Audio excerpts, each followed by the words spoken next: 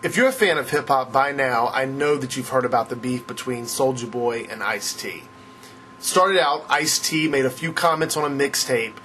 The mixtape got leaked to YouTube. SOULJA Boy was watching the video. He did a video response, proceeded to antagonize Ice-T. Ice-T did another video back to SOULJA Boy, and who knows where it's going to go from there. And you might ask yourself, why do you care about hip-hop? You're looking at me and you're thinking, what could this guy possibly know about hip-hop? Why would this guy care about hip-hop? And see, you're judging, and you're misjudging me. I grew up on hip-hop.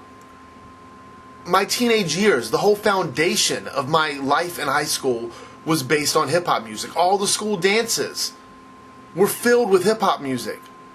All the radio stations, all the people that I hung out with, all loved hip-hop music. Hip-hop was a struggle. I remember when hip-hop wasn't played on the radio. I remember when rap music wasn't included in anything. You weren't even considered a musician. You were out doing your thing, trying to get your stuff on, really struggling to be accepted in the world of music. You were considered nothing compared to all of these rock bands, these pop singers out there, when people in hip-hop were out here writing some crazy stuff.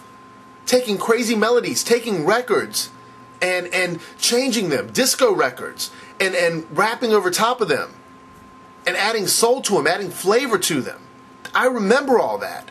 I remember when I was in high school, in my art class, we would all gather around a big wooden table. It was a big, wide wooden table that we would all do our artwork on, our drawing, our painting, and stuff like that. And whenever we had free moments, we would beat on the table. And we would just freestyle, coming up with real creative stuff.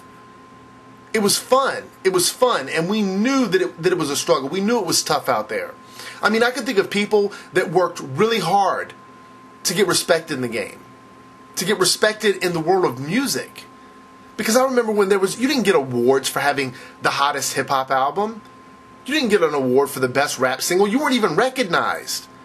I remember back when you weren't even recognized in hip-hop music. A percentage of the people coming out today in hip-hop music, especially SOULJA Boy, you come out with one single, and I agree with Ice-T, it's garbage, okay? You come out with that one single, and all of a sudden you think you're changing the game of hip-hop. You've had some other stuff, but really, let's think about it. You've had one big single, and all of a sudden you're comparing yourself to all these other people that have changed the game of hip-hop. Eric B. and Rakim, Brand Nubian. I would even say Will Smith has changed the game of hip-hop more than you have. Biggie. I mean, you've got all these people out there that have worked really hard, including Ice-T, to make hip-hop something. I remember when hip-hop, when it went through an era where people thought it was nothing but violent music, sex, drugs, and hip-hop.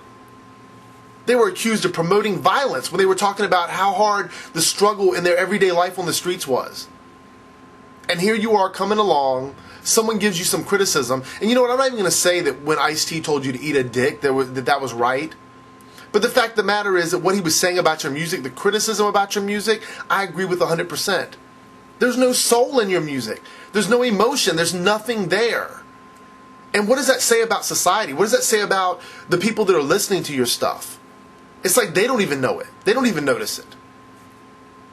Hip-hop music was creative. It wasn't about a little catchy phrase that means nothing. It wasn't about just saying the same shit over the track for 7 minutes or however long your fucking single was. You know, it was about putting together lyrics, putting together melodies, coming up with a hook that worked with the song. And here you are thinking you've changed the game and that you can talk shit about someone like Ice-T. And I mean, it wasn't even like you were critiquing Ice-T. You don't even know that much about him. You had to Wikipedia Ice-T because you didn't even know anything about him. And this is a man that did a lot of shit in hip-hop. And then I see all these people coming along, will name 2 of his singles, this and that. You don't even have to do that. You don't even have to do it. The fact that you know who the fuck he is, that should speak for itself. He came along, built his hip-hop career, and then turned it into an acting career. And what are you doing? Sitting on one single. So what? He's not congratulating you. You don't need his blessing to do what you're doing. But at the same time, you don't need to come off like, oh, I'm the shit now. I'm changing the game. You're not changing nothing. Hip-hop music is about soul. There was a hip-hop struggle. And most of the people, and now, especially now, is a time period where we are so far along in hip-hop, like what, 35, 40 years into hip-hop? And now hip-hop's accepted. Now hip-hop is on mainstream radio. Now hip-hop is all about videos, cars, money, jewelry. It's not about the struggle anymore. So when people talk to you about that, you have no concept. And you really don't give a fuck because you're just trying to get your money and get out. Even if it means destroying all the shit that hip-hop built for you. Soulja Boy, you should be respecting people like Ice-T.